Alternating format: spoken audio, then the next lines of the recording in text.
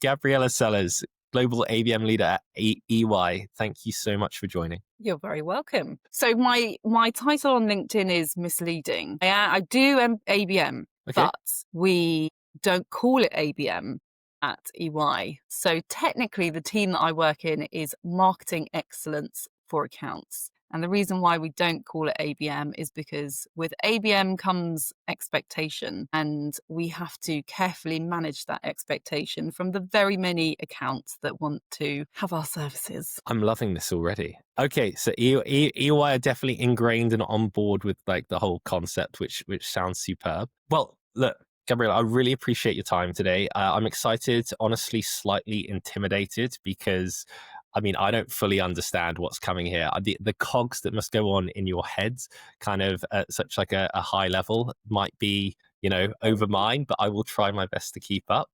But to start, it would be really good to just hear a little bit about your journey. So you've been at EY for, I think, approaching 11 years, which shows you're not scared of commitment, that's for sure. Congrats. But you've like climbed up the ranks. And yeah, it'd be good to hear how you kind of like ended up in the ABM function, Yeah. if we're going to call it that. And then also just some context or paint the picture as to what the ABM function looks like around you on a day-to-day basis. So like, who are you working with? Like maybe how many accounts? I don't know, just some scope with what you can Yeah. say. Okay. Let's call it ABM for the ease and synergy with your brand. So let's go ABM, but technically Marketing Excellence for Accounts. Marketing excellence. Yeah. Yeah. So prior to EY, I worked in recruitment. So let's just call that sales as a broad term. And I think that has been integral to my journey and my success and to the contribution of our ABM function. I think that many marketers could do with a healthy dose and experience of sales, and to be on the business side to understand that dynamic and to understand and face off to a client and understand that dynamic. And I think without that, then of course you can do ABM to a really great standard. But I think if you have that experience of sales, it can really elevate your experience and the experience of the accounts. So that's where I started. I then, as you say, I've been at EY for 11 years now, moved about, which again, I think is beneficial to my career. And I always suggest that to anyone. Although my understanding is that not many people stay in a company for a really long time these days. I think millennials stay in companies for about 5 years or so. I see if you work at a big business like EY, there is so much benefit in staying in the business, but moving around it. So you get a broad spectrum of understanding of what we do. And I do not have the faintest idea of all of our service offerings. That would be completely bonkers. There is, it's huge. But I started in people advisory services and I led the UK marketing team across people advisory services. So things like mobility, HR. And then I came up to global about 6 years ago and then immediately went on maternity leave, which must have been incredibly frustrating. But, someone's got to do it. But was part of the inception of the account-based marketing team. We originally started with 2 accounts, 2 big banking accounts. Those are still my accounts today, 5 years on. I feel like I've got a really good understanding of the evolution of those accounts and also the account leaders and just having that depth of understanding across those 2 big accounts, both in the same industry. There's a lot of comparisons that could be made. One of the key clients from one account has moved across to the other account, the CTO. So there is benefit in having that sort of length of service. And then I've added another account into my mix. I should also say that I am part-time. I work 3 days a week, which I personally think is a superpower. I feel like I'm just as efficient and as effective as someone who works on 5 days a week. So that is also my side passion, part-time working. So in our program, we have 2 associate directors, myself and one other, Ollie, and then we have a manager, an exec, and then an intern. And we sit at Global. We have previously had 22 accounts and we are in the process of scaling to 75 accounts. So that is currently providing us with a bit of a conundrum that we are trying to work through. Where do we get the resource from? Where do we get the investment from? Who's going to pay for that investment? So these are all questions which are yet to be resolved, but currently being posed. And where sort of big business comes into this story is that we're at Global, but obviously there are different layers within EY. So you get the geographical regions, so they're called super regions now. So that might be UK, Europe, West. They're sort of lumped into different regions. So you might have ABM work going on within the regions, but we look at it from a global perspective where we would look at a truly global business. These are the accounts that have the biggest growth potential, but the highest revenue. I'll pause for more No, questions. this I have so many follow-on questions to this, but also the community questions take precedent over mine, for sure. But what you've just mentioned really feeds into that. It's really nice how it's kind of started from a one-to-one ABM approach rather than going like from the outset and like we're growing out, as opposed to what I think most people are trying to do, which is like start wide and like get to that one-to-one point. Because I feel like one-to-one truly is like the best practice or true ABM, and you probably do learn the most. Also, I think is it Parkinson's law? Is that what they call it? Where to the point you're working 3 days a week, it's like you fill the time to do a task based on how much time you get. So you must be like crazily efficient. I'm super impressed. Yes, but the way that we work is that we have one account per day we work. So I have Mm, 3 accounts across my 3 days, and the others have 5 accounts for 5 days. So I work at the same rate as yeah. everyone else in the team, and we work on a one-to-one basis with the accounts. But they are generally within sector, so there are some efficiencies within the accounts that we manage. Okay, so these are already the golden nuggets that people are after. So this is superb. Right, we're going to dive into some questions now. Challenge one that came in was from Megan Klingerman, and her question was all around kind of personas and where do personas fit in, now that we target kind of account level or at least report an account level, but buying groups are made up with individual personas. Yeah, how do you think about personas within your account? And then also layer on some EY context here. You mentioned is it super regions or something? You've got different regions. Obviously, local buying dynamics are different and things like that. So how do you manage that? I don't really think about personas. It doesn't Okay. factor into my strategy. It's not a term that we use within the team. Where we use personas, if you want to use that term, is we look at the relationship. So the typical ABM strategy is your 3 Rs. You've got relationships, reputation, and revenue. And my phrase, which I coined a couple of years ago that I use all the time, is we have to follow the money. So we need to identify where that money is, and then we follow those dollars down. So that could be within a specific buyer. It could be an upcoming RFP. It could be a reputational gap. So EY isn't necessarily known for our technology capabilities. We have the capability, we're just not known for it. So what can I do in order to fill that gap?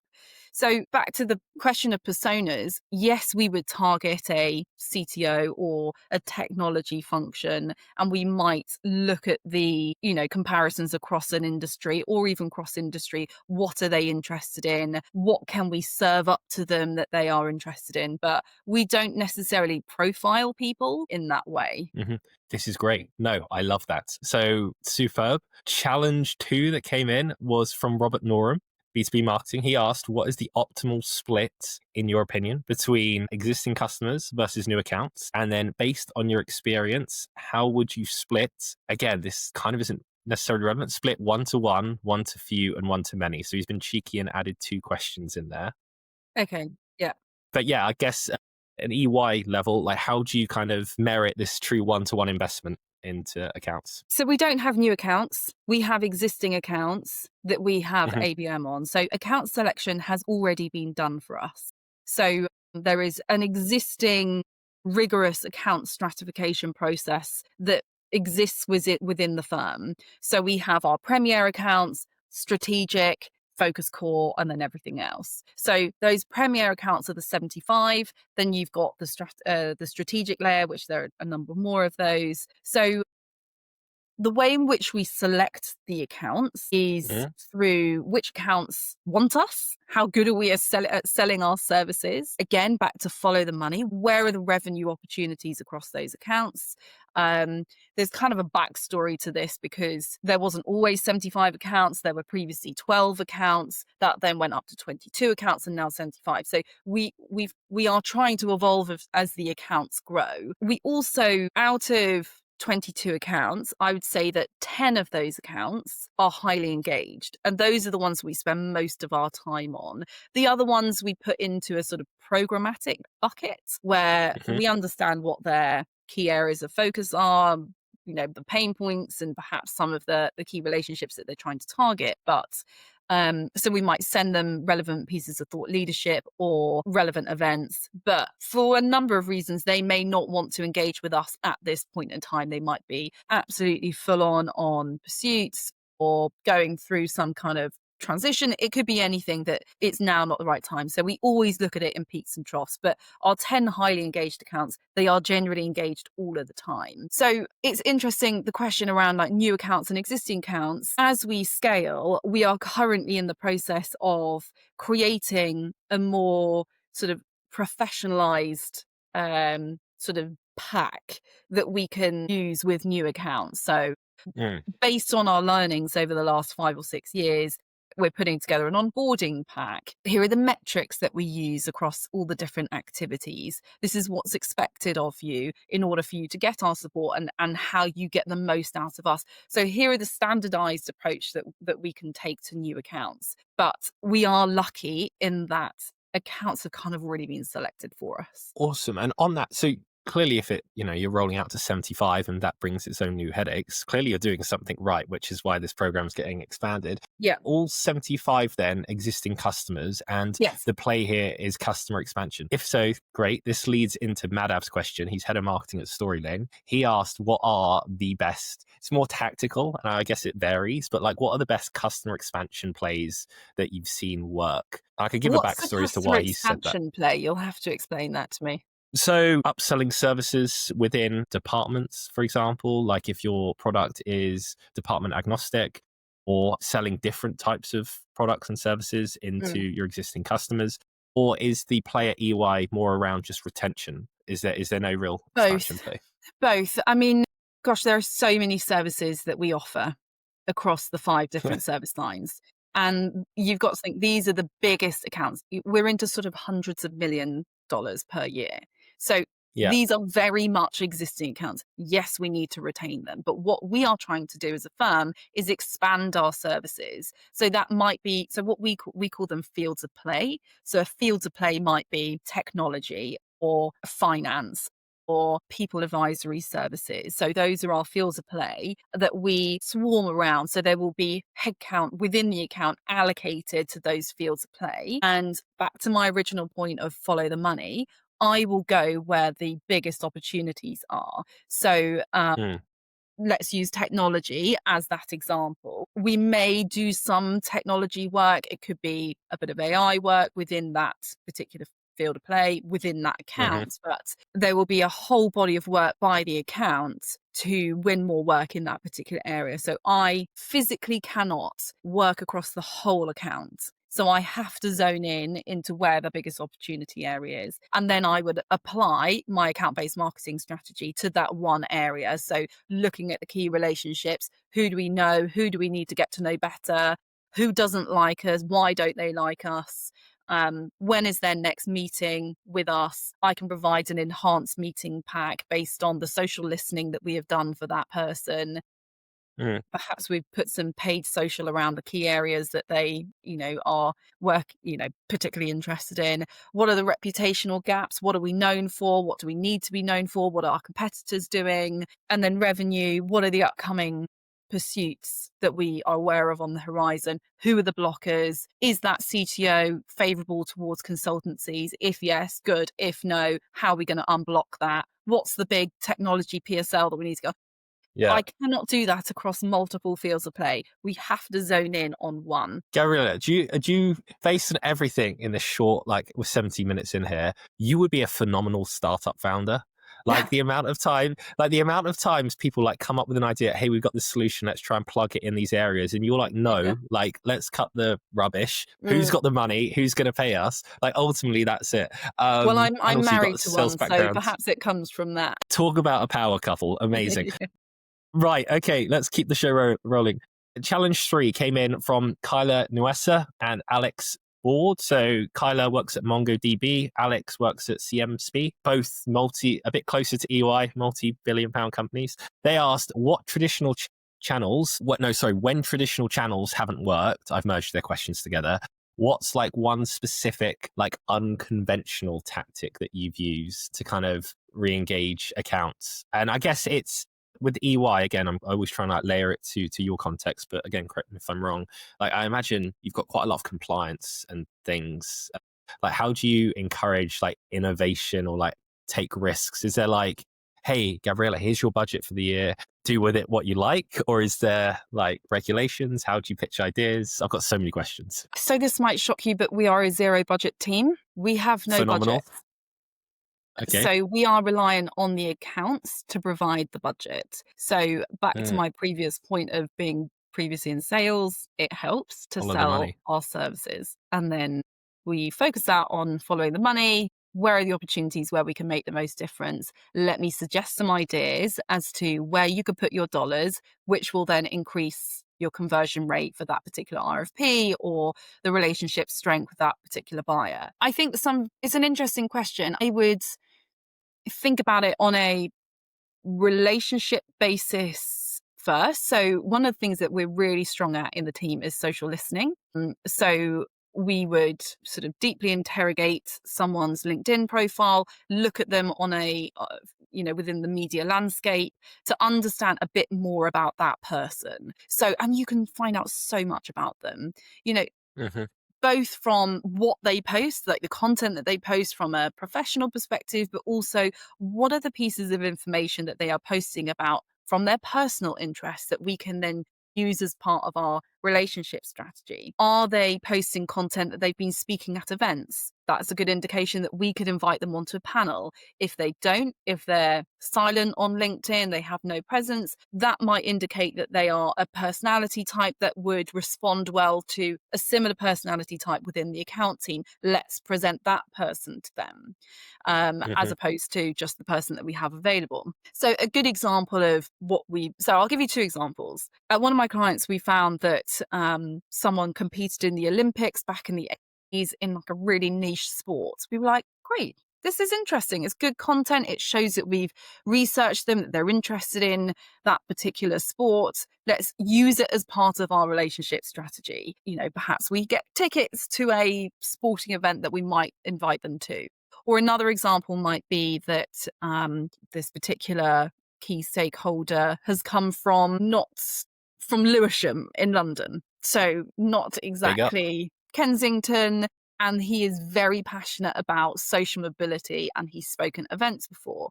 So we would then use that information to present opportunities to him that may well be of interest. It could be a speaking engagement. It could be someone who has had a similar background that may be able to relate. It could be helping them drive that particular interest, but via our platform. So I think the unconventional thing is finding the nuggets of information which are going to supercharge your relationship strategy. I think there's probably like a backstory to that. Just the obvious answer is you are so right. Like, and if you do true one-to-one ABM and you give them enough time and you dig deep enough, the answers are there. You don't necessarily need to be unconventional. You need to be like contextual, I guess is the right way to frame it. But I think from interviewing them, they're doing more like a bit more than just focusing on one account. So it is slightly different. I guess if you're trying to scale a play, like Yeah. email's obviously been big and then LinkedIn. But that is a great answer. I'll try and speed up. This is really, really good though. Challenge 4, it's around attribution. Oh, the dreaded attribution. Came in from Alex Pappas at CyberArk. He asked, how do you define like ABM success when, the revenue influence is indirect? Deals can be multi-year. Obviously, again, this might be more appearing to new business. I guess existing, multi-year, and sales is often the front runner. Yeah. Okay. So I'm looking up at my other screen because I am mapping out metrics aligned to all of our activities at the moment. So I can quickly give you a whistle Perfect. stop tour of those metrics. Like you Awesome. say, attributing our influence into revenue is really difficult. And a lot of the time, I'm assuming I can't swear, but bullshit. Like it's You can, really yeah, you can difficult do it. to align what we do to a 40 million dollar bid.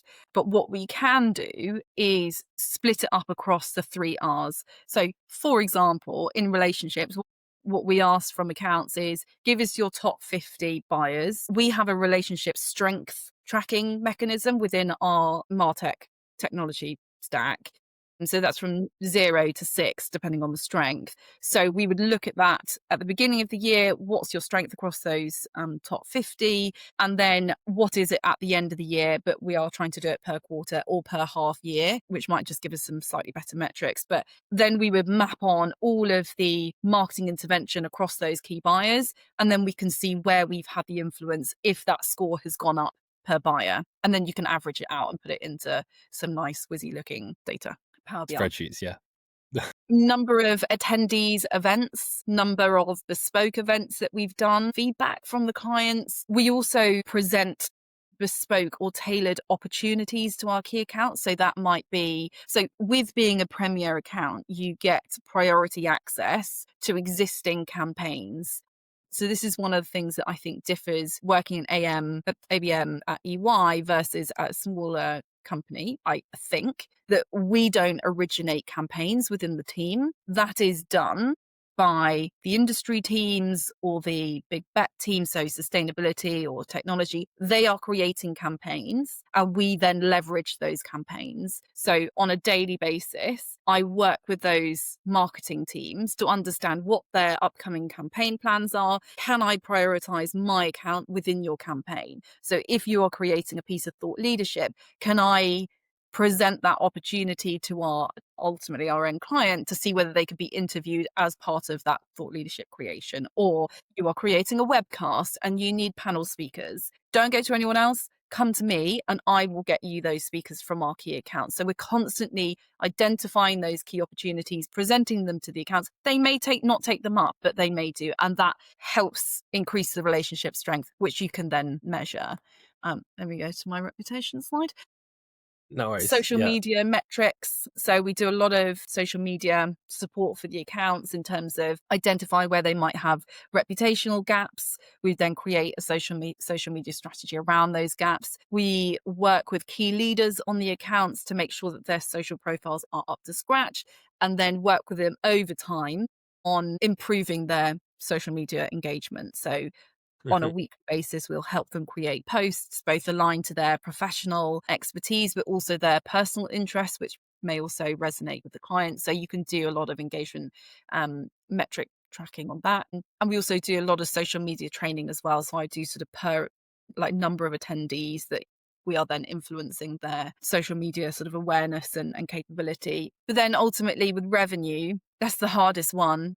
It would be the number of pursuits that we are aligned on, win rates, revenue, pipeline, and then we can attribute some marketing influence revenue. That was so much better than I was expecting. Like that detailed breakdown was phenomenal. Just the setup as well of how you're almost obviously for new materials, including your account in that and getting them involved. That's phenomenal, kind of superb. And then do you take like existing campaigns as well and like apply, Rose said this once, like apply a little Botox to it. Like there's a content hub and then you take it and then personalize it yourself and then give it to the sales team to nurture your account?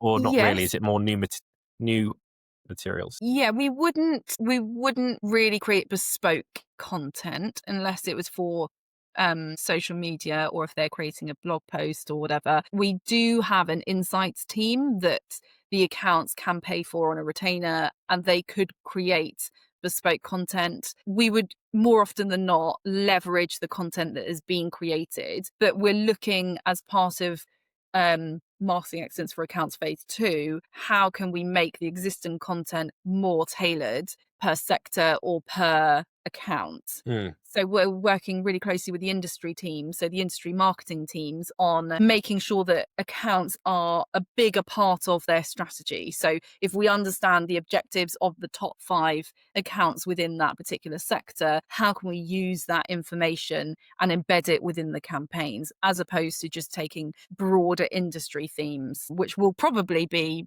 aligned to those top 5 accounts, but how can we make it even more specific to those topics? Superb. Okay, that was like a little cheeky bonus question from me there. Apologies. But okay, attribution covered. Challenge 5 came in from James Davies at Blue Yonder. He asked, what ABM technologies are you most excited about and why?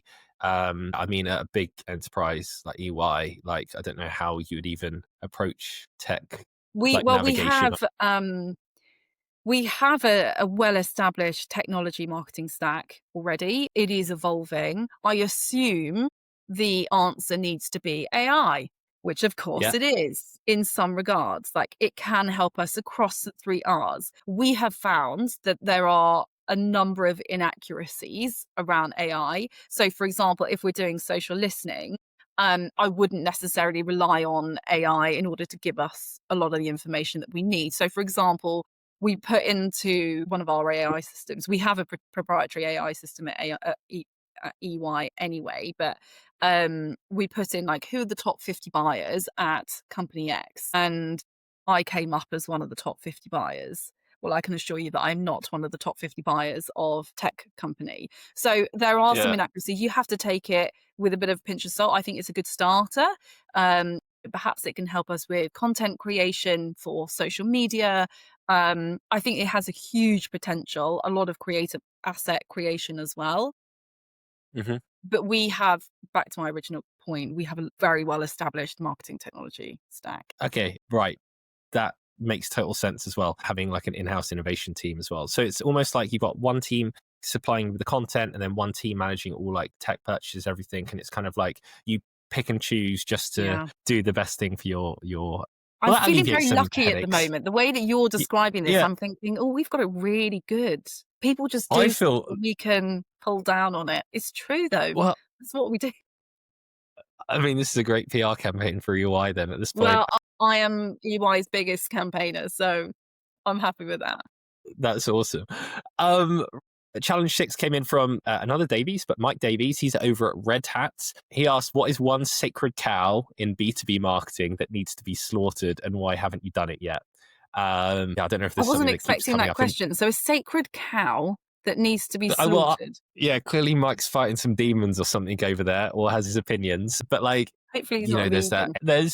well, there's the MQL, MQA debate. There's, I mean, you could take it across any kind of sector. Is there something that keeps coming up where you're like, this is pointless, basically?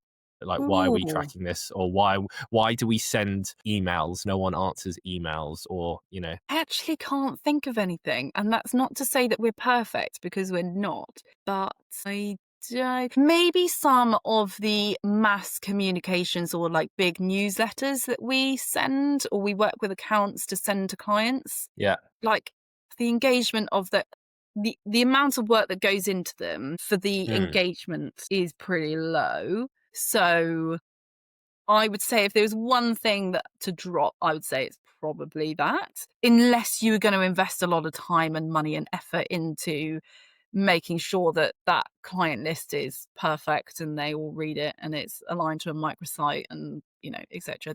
I would say that's probably the thing.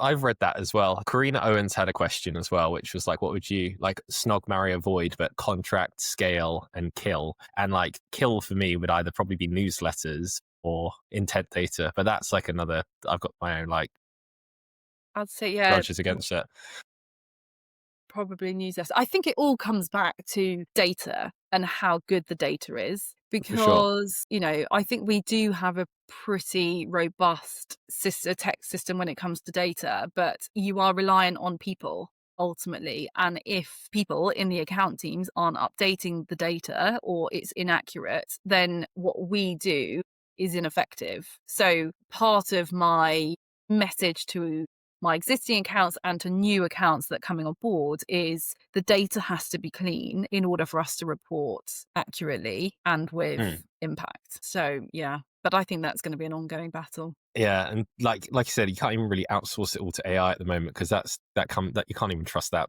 No, all the and time. I don't Maybe think in you like a couple can. of I don't years. think you can because I think I need relationship manager on X big account to update our CRM system on how well they know the CTO. AI cannot Hmm. do that. But we do have a mechanism where it can scrape all of the data from emails and your Outlook to see how many Yeah. meetings you've got with a particular relationship or stakeholder. So number of meetings. But then there is a big process to go through to make sure that people are comfortable with that and that they are They understand that we are not looking to see whether they are going on a date with their wife. It is, or mistress, you don't know. It's purely about, have you met with that stakeholder? But Yeah. people aren't necessarily comfortable there. No, and you can definitely see why. Which ties in lastly to the last question from the guests anyway, and it came from Vincent de Castro, and he actually asked, "How do you like leverage a true omni-channel approach, like middle or lower of the funnel, kind of over like a long period of time?" So less about unconventional tactics, more about like, so if you got 6 to 18, I don't know what the deal cycle is or average deal length is, but 6 to 18 months, let's say, and you've got people leaving, you've got decisions stalling for whatever reason, or like it going quiet. Do you have any kind of like re-engagement plays that you frequently lean on to kind of re-engage accounts Well, I think or it the comes back account? to follow the money, because Follow the money. it may, I mean, often a deal cycle would be, say, 6 or 9 months for a really big contract, annuity contract or Hmm. managed service, that it would be such a big revenue pot that all eyes would be on it, and you keep the momentum on that. And we would focus our attention on that. Of course, people leave, stakeholders leave, but we don't just focus on one stakeholder, we focus on multiple stakeholders within a particular field of play. But, I do have one account where I've worked across one field of play for a year, and the GCSP, our basically the account leader, says, "Well, actually, I want to pivot over to wealth and not tech." So it's like, okay, well, Thanks. perfect, that's fine. Let's focus on wealth now. But if wealth has got the biggest pot of dollars at the end of it, Money. I'll Yeah. go and focus on wealth. So I don't think it's necessarily about re-engaging a disengaged account. It's just about focusing our time and attention on where the biggest opportunities are, and that might change. And I think being able to be flexible and adapt to that change while still using the same tactics that the account is familiar with, then that's the best approach. You've got to hope that the account has already bought into you and the results that you can provide, that you can then just pivot to the area that has the biggest opportunity. Yeah, be a bit resilient. I think in Steve Jobs' book, he mentioned about like the reason Apple have stayed around so long. There is a connection here, is like they're not afraid to cannibalize themselves and they will follow the money, and if something better comes up, and like you said, you invest all this time and stuff, but it's like the sunk fallacy cost, that if that's not working for us now, jump Yeah, into something move on. else. Gabriella, I'm really sorry we overrun. Last two quick things. We build a lot of tech at ABM Answered. If you could invent any tool, technology, doesn't even have to be ABM related, could be like a smart fridge or something, what would it be? Every time someone to do my washing for me, not just the I washing would be the machine, first customer. but Yeah. someone to pick out the laundry, separate them, the colours, and put them in for me, and then wash and fold them. That's the Do technology you I know? want. Do you know what that's like? So I'm working with a few companies at the moment, and they're sweeping up, and it's like the managed X service companies, and they're like traditionally like they're layering on premium kind of services around what was traditionally like a transactional kind of type business, and they are just. I think a lot of people like are leaning towards stuff like that. Anyway, that's a bit of a tangent, but I'm really excited by that. Final question. That's my ADHD. Relax, Sam. Do you have a question for our next guest that you'd like me to go out and get some answers to? Do you know who your next guest is? They will be an ABM for sure. I can actually probably find out, but typically the answer is no. But if you think, I will find. What's my question? So I believe it's for Bex Powell, who works at Riverbed. I So think the yeah. question. So what? Right, this might not be the question I'm going to ask, but the question I'm thinking of is, how can we use a small business mindset in a big business environment to do our jobs to have a greater impact within ABM? Because we're in a big, complex beast, and we are constantly surrounded by layers, matrix, and you can get stuck in the structure and lose the innovation. So your question previously of, how do you use innovation and technology? I think small businesses are doing that. Whilst big businesses have the investment, small businesses are thinking about it more innovatively. And I think that sort of Mm. small business mindset, like what what are the one or two things that work really well in a small business that a big business can learn from or have forgotten? That is a great question. Plays to everything that I love about business. I'll ask a few people. So I think we're going to get a real variety of answers. Isn't there a title for that? Don't they call them like entrepreneurs or something? It's like Yeah, yeah, specific roles. Yeah, interesting. Gabriella, you have been amazing. Thank you so much for joining. you're welcome.